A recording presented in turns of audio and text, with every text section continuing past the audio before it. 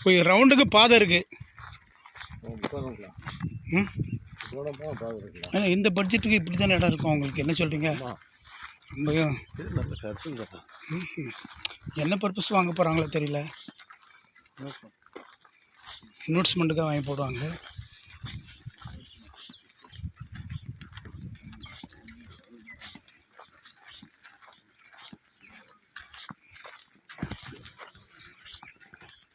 ஆனால் பரவாயில்ல, பிரான்ச் அசலாமல் அதில் போகிறான் பார்த்தீங்களா?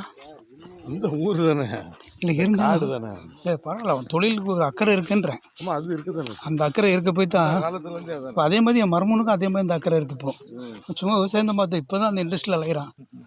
ஆமாம் பரவாயில்ல, அப்படி தான் இருக்கணும்.